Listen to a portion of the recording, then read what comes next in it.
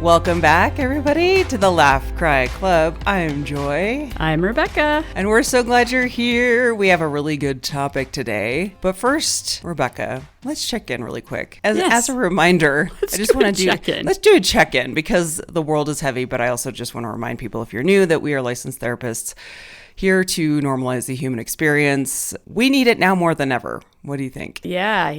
It's I'm kind of doing a laughing and crying combo. Yeah. This last week. I'm still really devastated about Catherine O'Hara's death. Me too. Gosh, comedic genius. I saw someone post, they were like, I just felt like you had so much more to do. And that's how it feels for her. I'm like, She had more to do. Yes, so much more. But I'm thinking, gosh, like she's amongst a lot of great people on the other side. But I had started, she's in the studio. I think maybe it was her last thing that we know of, unless there's something that hasn't been released yet. And I started watching that show and I just couldn't get into it.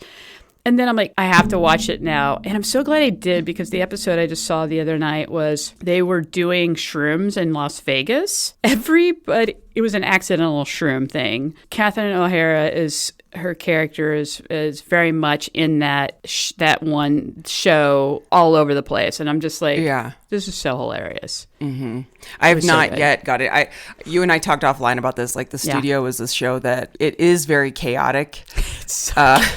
I was like, what? But I also really appreciate it because that's probably what it's like to work in Hollywood. You know what I mean? So like they're accurately portraying it. And then I'm also like, oh, geez, is this what it's like?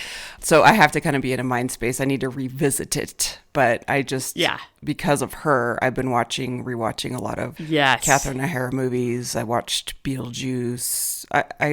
That's like one of my comfort movies. I will just turn it on in the background because it's like a nostalgia thing. Mm-hmm. And then I also started rewatching Schitt's Creek, which is just amazing. It was so good. Yeah. Finding things that are still hard and laughing and crying. Yeah. How about you? Let's check in with you. It's the same. It's living in that space of both and, where you're like, the world is hard, and kind of like what we talked about last week is we have to just be uncomfortable, face it, but not let it take us down. And I loved Bad Bunny's speech at the Grammys. Did you see it? Yes. Yeah. I'm so glad you're mentioning that. It was so amazing. It was exactly what I was trying to portray. I was like, Bad Bunny said it. Yep. Bad Bunny was basically like, and I encourage everyone to just go Google it because I'm not going to do it justice. There's so much hate in the world, and the only thing more powerful, and this is also MLK Jr., is like the only thing that's more powerful than hate is love.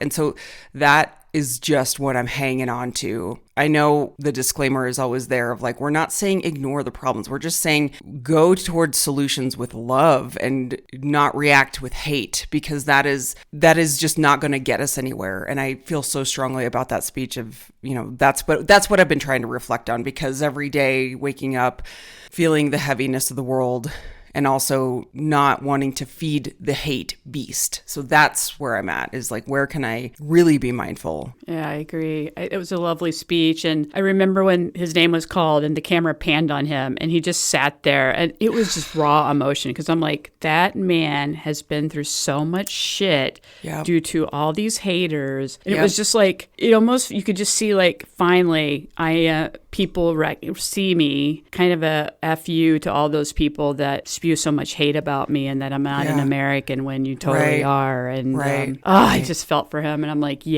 we needed that. Yeah. He needed that too. And I also love that he did most of his speech in Spanish. Yes. I just want more of that. I want more of people being their authentic individual selves, of like, this is my primary language. This is something that I am comfortable with, instead of trying to fit into the narrative of like speaking English in America. Like, all of that is just not what I'm here for. No, me neither. You show up and I listened to another interview with, I can't remember where it was. I listened to so many like news podcasts and stories, but talking about like Justin Bieber doing a song with him, how Justin Bieber sang in Spanish. And so it was like Justin went to him instead of being like, okay, Justin, you're going to do your part in English. Justin's like, no, I'm meeting you where you are with your native language. And it's just the moment that we're in, we have to be very aware of this us versus them. It's important. It's very important that we pay attention to that. And if you feel challenged by these conversations, that's okay. I want to be challenged by conversations. Even, I mean, every single day I want to challenge my beliefs to be like, all right, where are my blind spots and what am I missing here and what makes me feel uncomfortable? Well, I think, that's part of why we, education too, right? The education system being challenged even in like your, high school and grade school, but we go to college to be challenged. Yeah. Critical thinking. And yes. Yeah. And so when we get adults and we get out of, say, an educational system, I think some of us maybe aren't as challenged anymore, but we really got to lean into that. Oh, I like that. I've never really thought about that, of like you're in this space where you're constantly challenged. And then when you get out, yeah, that's a good nugget to think about. It's just a lot. And if you're feeling overwhelmed by all the information and all the news stories, you're not alone. It is objectively hard. And we would just continue to encourage you to do what you can to be informed, but not overwhelmed. But today we're going to talk about something to pivot a little bit. Is I listen to, like I said, a lot of podcasts, and Adam Grant Rethinking and Adam Grant Work Life is one of my top podcasts, I think. And speaking of critical thinking, he is one that wrote the book on rethinking. Which I recommend everyone listen to or read. I'm an Audible book person, but he constantly challenges rethinking. If you are set on a belief, can you give it a different spin? Can you rethink it? And maybe that's something you and I can do at the end of this episode. Is like, what is something you want to rethink in honor of Adam Grant that we're referencing here? But I was listening to an episode that he does a lot of guest interviews, and his recent episode was Rethinking, Following Your Purpose, Not Your Passion, with comedian Zarna Garg. And if you're not familiar with Zarna's work, please look her up. She's great. She's a hilarious stand-up comic, screenwriter, author, just a lovely human. I actually had the pleasure of seeing her open for Amy Poehler and Tina Fey when they did their Restless Leg tour. So cool. Which I think is the funniest name for a tour. And she's an amazing comic. So they got into this conversation that selfishly I wanted to talk about. And I texted you, Rebecca. I was like, can we talk about this? Because I am constantly tormented by the idea of like, we have to follow your passion. Like there's this narrative out there that you like have to follow your passion in order to be happy. I want to just talk a little bit about, if you've been told that, first of all, I want to get your take on it, Rebecca, of like, is that a narrative you grew up with or that you were told, or just let's start there. Is that something that has been in like your world? I don't know when I was growing up if that was a message I got, but when you reach adulthood and you actually do go to college or a university or whatever in the world, I think it becomes this bigger thing. I feel like in the last 20 years, it's really been something that's been hammered down on, but it's huge. Like, everybody's like, what's your passion? You got to find your passion. And I feel like it's set up to be like this cosmic mission, like this holy grail that you have to find. Right. Like you got to find it because it's like that N=1 thing where like, well, I did it, so this is possible for you. Well, and I kind of go back to, I think Oprah is lovely, but I just, going back to Oprah and stuff back then, it's like, what's your pet? It's like your purpose. Totally. That's a good point. Find your passion. That's a really good point. I feel like it started with the Oprah show. Did you watch that pretty religiously? Yeah, I think so. Yeah. I was the same way. I was like, oh my gosh, she's like, because she's interviewing all these gurus and people that like know a lot about life. And it was very like they had good intentions, but I think it missed a huge gap of information. It was like this valley between A and Z was not recognized. And we'll talk about that in a second. But would you agree or disagree that it's a little bit of a Gen Z thing? Or I'm sorry, a Gen X thing. I always confuse my generations, X, Y, Z. I don't know that it is. I would say it's generational. In different ways, sure. Yeah. And I feel a little bit bad for Gen Z because I feel like with social media, everyone has this like glorious, fantastic life on social media that's like they grew up, and a little bit of millennials, I think, but more of the Gen Z, like everyone has this highlight reel of life being so perfect and flashy and everyone's a star, but I think Gen X had this like that was introduced to us through one avenue of like the Oprah show of like just follow your passion. And so it sounds romantic and it sounds like this beautiful like living on a yacht life that's like within your reach. But Right. I was watching, and I think this came up on maybe the robots were watching or listening, because, you know, like whenever you start talking about something, it like pops up on your feed all of a sudden. But Trevor Noah had this great clip, and I think it was just from one of his shows, around luck and effort, privilege, luck, and timing. Google that if you want to look into it, or maybe I'll link it in the show notes. That's But it something was to really, think about. it's Privilege, luck, and timing. Like, yeah. wow, that's pretty big. Well, his specific, and look, Trevor, if you read his book, he comes from a very hard upbringing. Like, he clawed his way to the top. You know what I mean? Like, he did not come from privilege. So I think he's really trying to there's all these outliers of people who have, like a Trevor Noah, he's an outlier of like, I didn't grow up with privilege. I made it here through like some crazy twists of fate. But he brought up specifically Kim Kardashian, and I'm, you know, not to like pick on Kim, but like there's a ton of celebrities that I think Nepo babies is what they call them, where, you know, Kim grew up in a very wealthy household with a very famous dad, actually two famous dads. And I think he was also arguing I don't know if you remember the video where she's like, everyone just needs to get off their butt and work hard. Did you ever see that? I didn't, but I feel like that's a message everybody has heard, especially our generation. Yeah. She did. It was kind of controversial for a while, but she did this, like, I don't know, they were interviewing the Kardashians, and she was responding to some criticism, and she's like, you know what, I'm so sick of this, and like everyone just needs to get off their butt and get to work.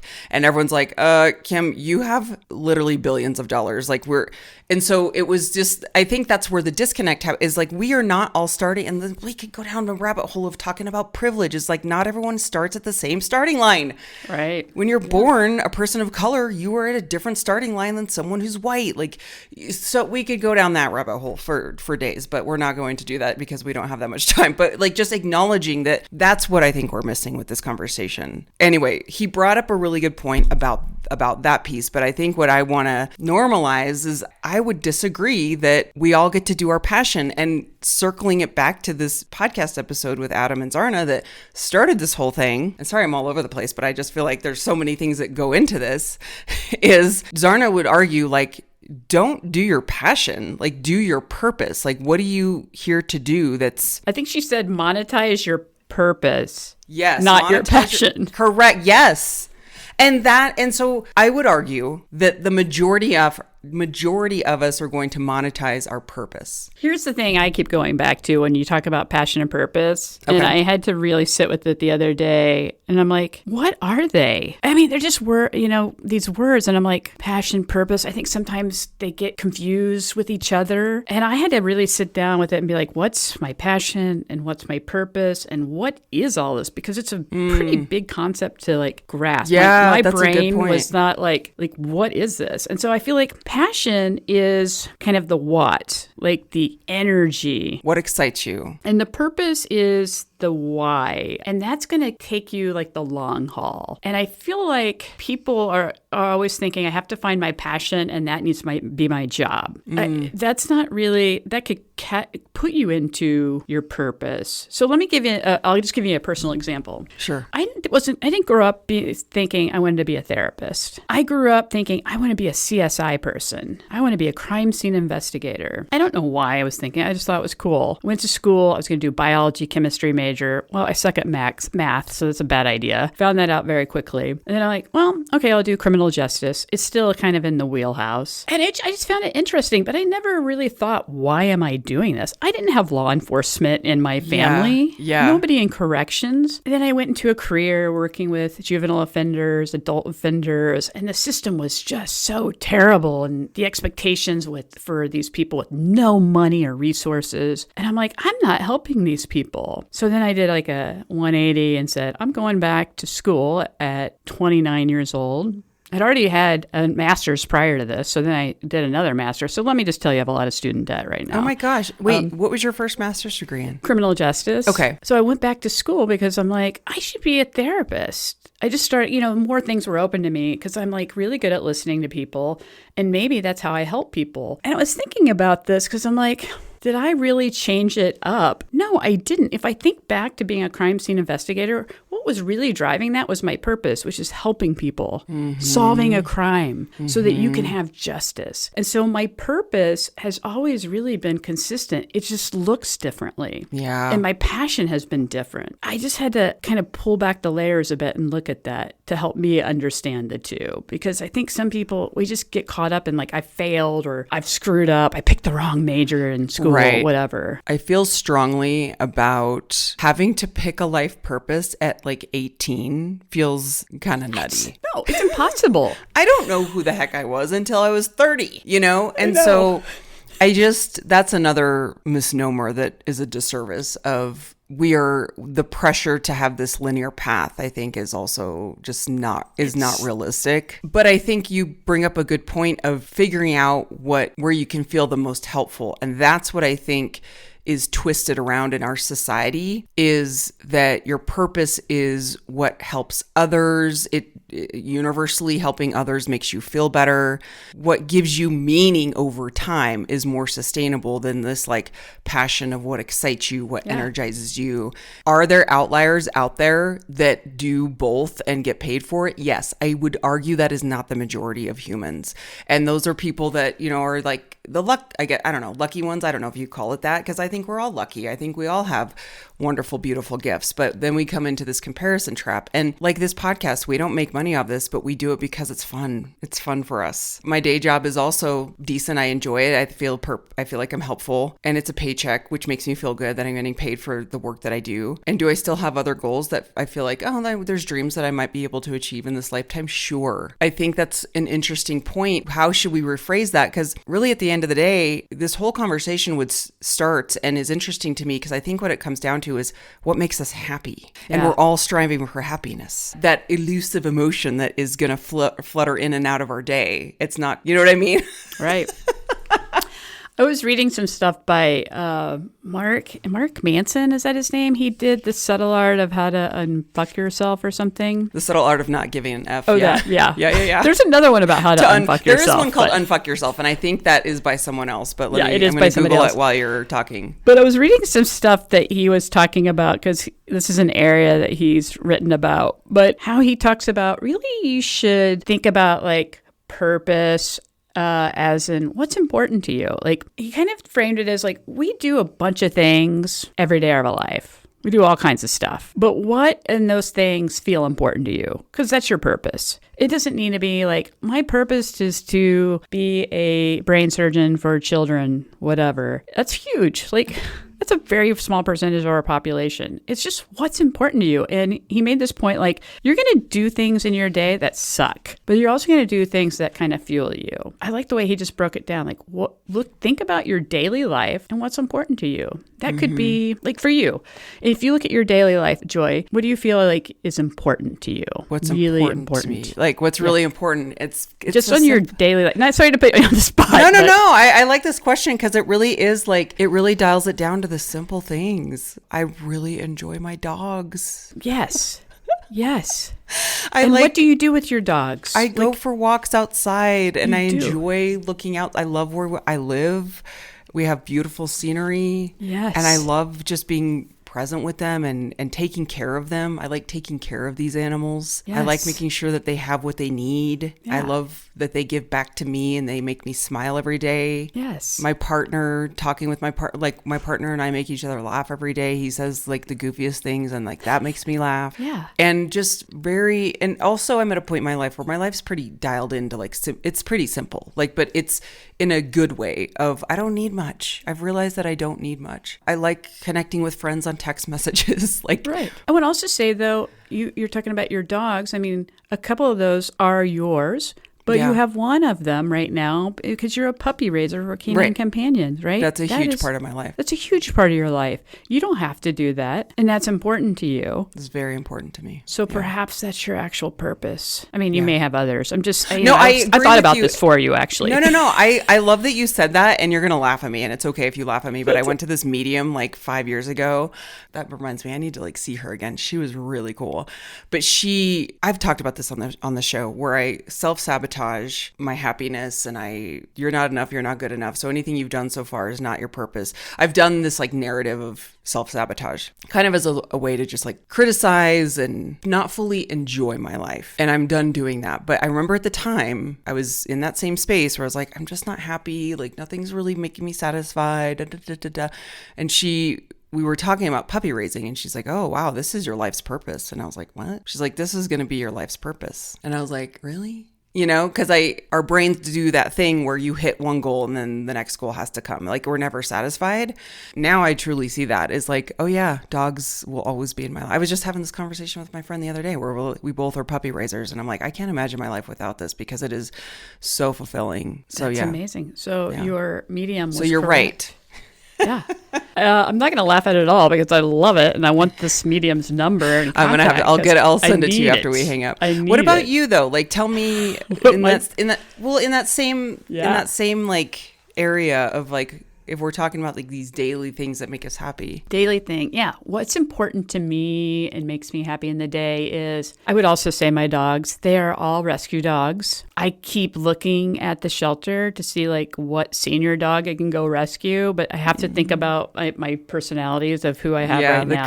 The current guys. Yeah. You gotta really it's think. A delicate balance. Oh, cute dog, let me bring him in here, because then it can be totally chaos. Yeah. Oliver and Fritz are very delicate. Yeah. Yeah. They're seniors. So I love rescuing animals. I mean, I was just telling, my partner yesterday that I want to get some land and I want to have an animal rescue. But then it's like, that's so cute. Yeah. But then I'll never be able to go travel or do anything because right. any rescuer I know are tied to their property. Right. Right. And they have no money.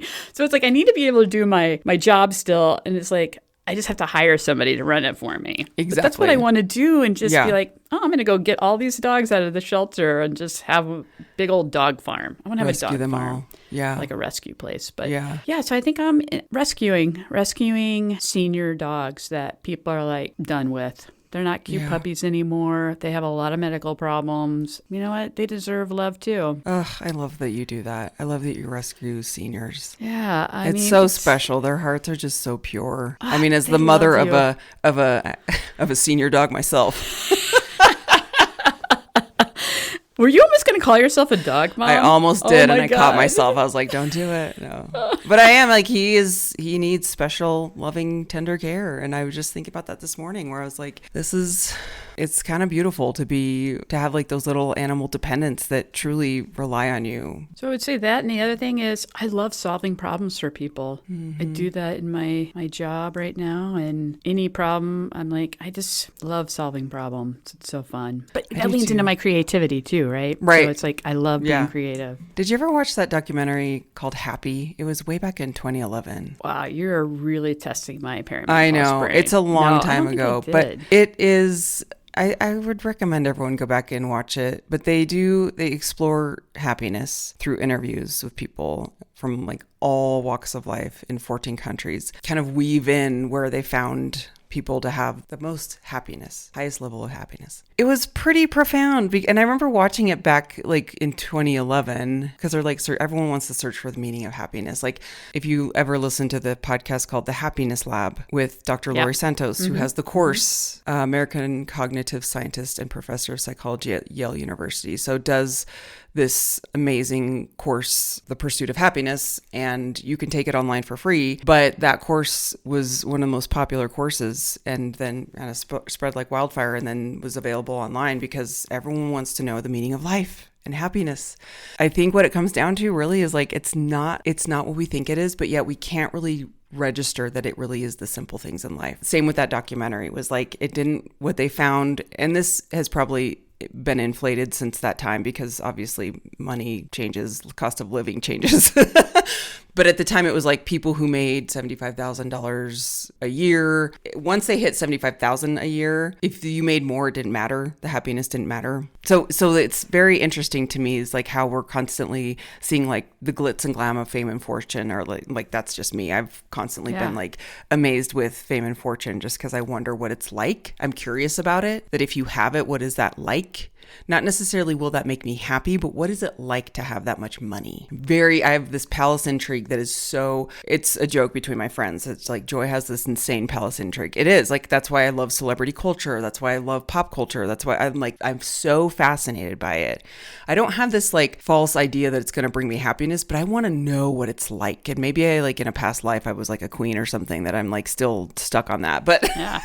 You should do a past life regression and find out. But I think that is interesting. And I'll say for myself, I mean, I make more money now than I did when I was right out of school. Honestly, I think I'm as happy as I was then. Or actually, in today's moment, I think I was probably happier back then. Plus, I was really young. But yeah, it doesn't matter like how much you make on your happiness. That is true. I think what we are missing is that people who live maybe low income struggle. Like that is a struggle. So money does provide a level of stability. And this is where I think we can bring in some research. Is the research actually says about happiness is that the biggest predictor of long-term happiness is quality of relationships, people with autonomy, stability, and a sense of contribution. So if we look at autonomy, well, if you're stuck in like a lot of low income, you're missing autonomy and stability. So that's something that I don't want to discount that like money doesn't matter because it does to some point, right? It's also a part of privilege, right? Correct. So I think no matter where you are on that scale, visually in my head right now, envisioning this like scale of like, okay, if you hit to like this, like the documentary said, if you hit to the $75,000 a year, money is no longer going to like increase your happiness, but now you maybe have stability. So that is a piece of like, we're not going to sit here and be like, money doesn't matter. Like we said, it does to a certain extent because you do need stability, and not having money and not being able to pay your bills is incredibly stressful. Do not mistake what I'm saying here is like,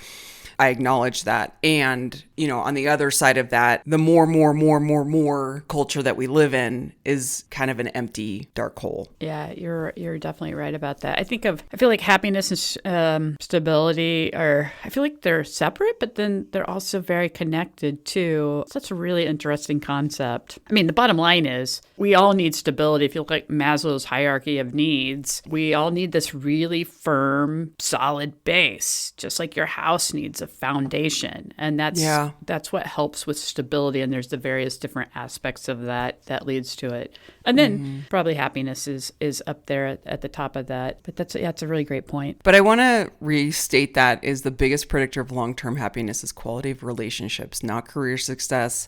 Fame, money, and status show diminishing returns. Where do you stand with autonomy? So like, where do I stand with those? Yeah, like you feel pretty good with it? Scale of 1 to 10? Autonomy, contribution, and stability? Oh, that's a real deep question. Yeah, I think I feel good. I feel really stable. I feel like I am contributing. I feel like right now in these really harsh times in the world, I want to contribute more. And I that's a area of struggle for me right now is how do I contribute? Yeah, how about you? I feel pretty good. Like when I see those words, autonomy, stability, sense of contribution, I feel pretty good. I'd say at a 1 out of 10, I'm at an 8. So I'm pretty good. Feeling good. I think it'll fluctuate. And as I get older, I hate to be cliche, but you do get a little bit more zoned in and clear. And I've heard it just gets better as you get older of like meaning of life and your purpose and not sweating the small stuff. I also think relationships, connection, that's something I feel really good about in my life. Really grateful to have like the connections that I have. So I don't know. These are just food for thought questions for our listeners to go through. And if you're struggling with like feeling like you're a failure because you're not following your passion, I just want to, I don't know,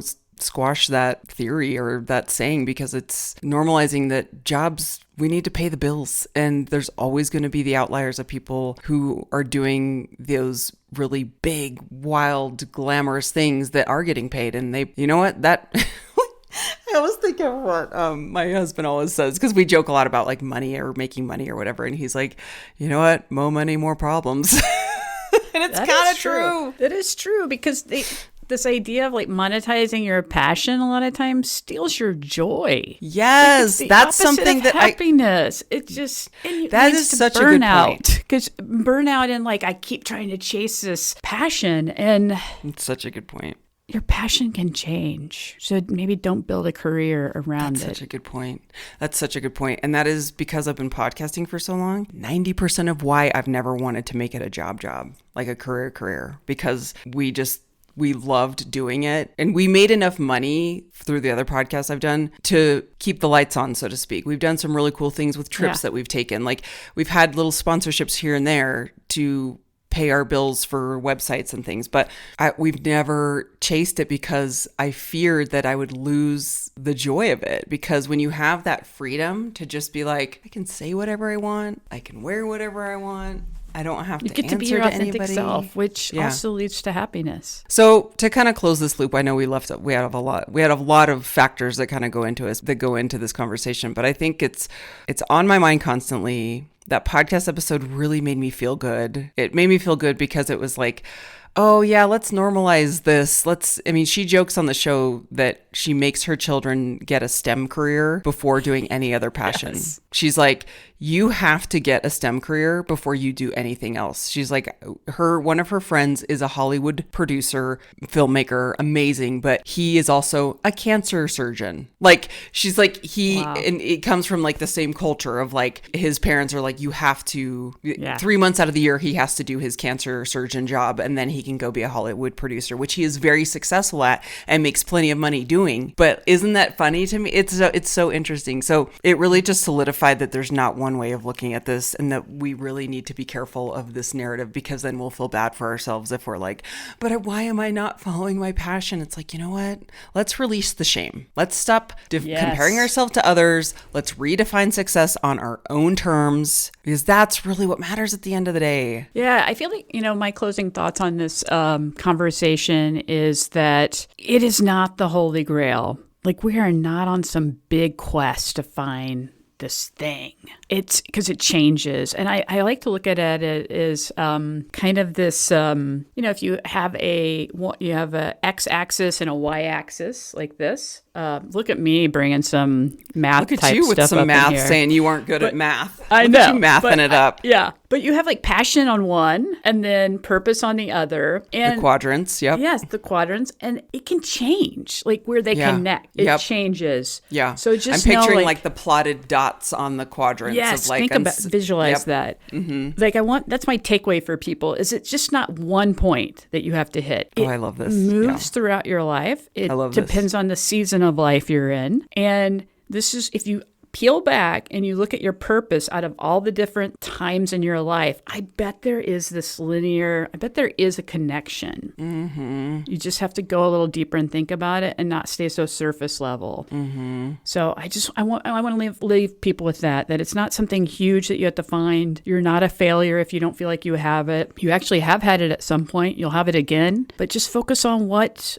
important to you during your daily life, because that's your purpose. That's so good. Anyone listening that's struggling with this, we see you. You're doing a great job. You're paying your bills. You're keeping the lights on. You're crushing it, actually. You're crushing it. And if I had a gold star to give you, I would give it to you. I'd reach through the microphone and give you a gold star. I'm going to give, I want everybody to have a gold star. I want everybody to have a first place medal, because the world is hard. You're just, what you do matters, and you are making a difference in this world. What you do matters. It may be different from like me to the next person, but that's okay. It's important we all do different things. But it does matter. People notice. So lots to think about here. We'd love to hear your thoughts. One more quick question, rapid fire, before we end, because I don't want to leave people hanging, because I mentioned this at the beginning. Is there anything you want to rethink right now at this time in your life? And if you need a second to think, I can share mine, because I'll just read it. Yeah, go for it.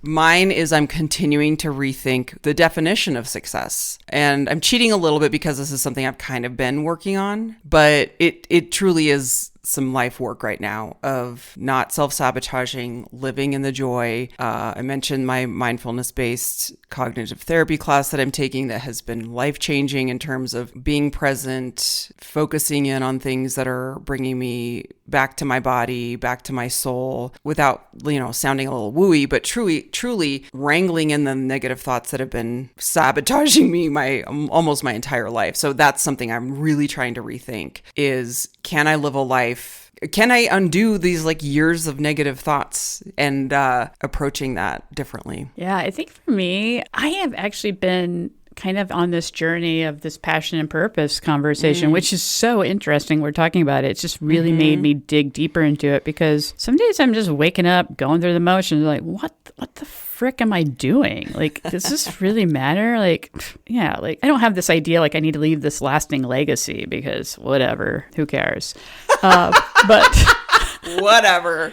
Your dogs would disagree. They're like, is that my "Bitch." legacy? Like, who's gonna know? Except for maybe you and some other people. And then once we all die, then who knows? I don't think you're gonna be passing down to generation. You know, Rebecca, she rescued senior dogs. I mean, you never know what happens on the other side. Like, we could get to the other side and everyone's like, all of a sudden you're Queen Rebecca because we are saved the royalty. Yes, we it gets flipped. It's like the upside down world for sure. It totally is. I love this conversation because it's made me really think about what's my purpose, and because I get caught up in this stuff all the time, and like I've realized that my purpose has always been pretty consistent. Yeah, and I think that's the idea about purpose. It's consistent. It's the passion that changes. Well, and I heard you struggle for a second and I know that feeling. It's like out of recognition where you're like, like what is the pressure to like pick this one thing when we have multitudes to ourselves. Like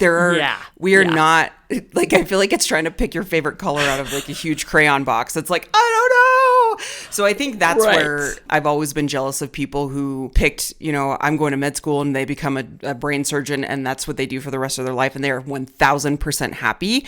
I am not that type of person. So that also honors like the whole passion thing puts everyone in a box of like, you got to follow these 3 rules to meet your passion, which we're so different. Everyone's so different that it immediately makes us feel anxious to like pick that. So I heard that out of a recognition from my own. It was there because I mean, honestly, this bigger thing is I'm rethinking humanity. Oh. That's really what the biggest thing is, because I'm just like, what holy hell is happening with human beings? Fair. That's the biggest thing, because I am so confused and extremely, extremely disappointed in people. You know what? I agree.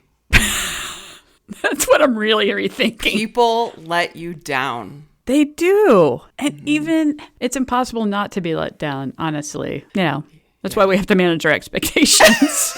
But then it's like, I think certain expectations are important, right? Like there's some basic expectations I think you can have. Right. But I hear what you're saying is like, to kind of like put it into a neatly tied up box as we finish here is like finding your purpose, finding your passion, but also navigating the world that we're living in. Like, can we just not have to deal with that? Like, we're already trying to figure out what the hell to do with our lives. And then we have to wake up and manage this. Yeah, for sure.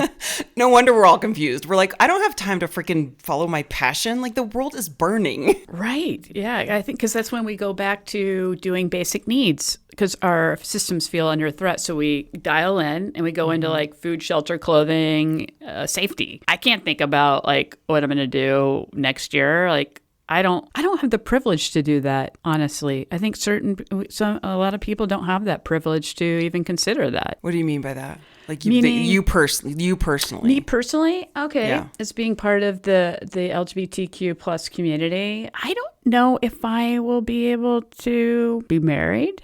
I don't know if I'll be able to own my own home. I don't know if I will have the right to vote. I don't know what the future holds. So it's like, I can't look at the world like maybe I had at some point and feel like the world is your oyster type thing. I'll say the same thing for brown and black people. If you think about what's happening with ICE and things, like they can't even think about, they're thinking about how they get your groceries or how my kid needs some medicine. I can't take them to the doctor because we could be deported and you're a United States citizen or you have a green card, you're here legally. It's like, I just feel like that's a place of privilege too about being able to even think about the future. That's such a good point. Not to bring it down. No. It's so valid. It's kind of like what we were saying earlier is like, look, this is what Trevor Noah is talking about. For sure. And I think that's what drives so much unhappiness is just like, why can't we just recognize basic human rights first and foremost? Yes. And let's love each other. Let's be like, Bad Bunny. I don't care what Bad Bunny is going to save us. I really am hoping.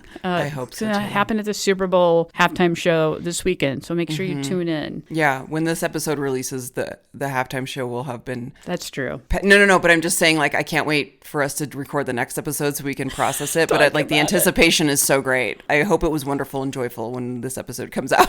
I'm sure it will be. I think it's going to be, and people are going to be like, "Wow, that was And Green amazing." Day. This conversation has been challenging in a good way. Nothing's, I think my new tagline in life is like, nothing's going to be wrapped up in a bow. This episode is just going to end and we're going to continue, because to be continued is the way we're living our life right now. I love it. I love that. Yeah. not So wrap make it up sure in a bow. make sure you like and subscribe on our social media pages. If you want to contact us, you can email us at the laughcryclub@gmail.com. We'd love to hear your thoughts, or if you have any personal stories you feel comfortable in sharing, and even dissect them here on the pod. Yeah, you can send us a voice memo. Yes. Just record a voice memo into your phone. We can keep it anonymous if you're like, I don't want to share. Yeah, we can keep everything anonymous. laughcryclub@gmail.com, and then all of our socials, Laugh Cry Club. We're doing some fun things on TikTok and Instagram, so please follow us there. And the best compliment you can give to us is to share it with a friend so we can continue to spread this show. Until next time, we love you. Yes. You're doing it. Yep. Love you all. Bye. Bye. Bye.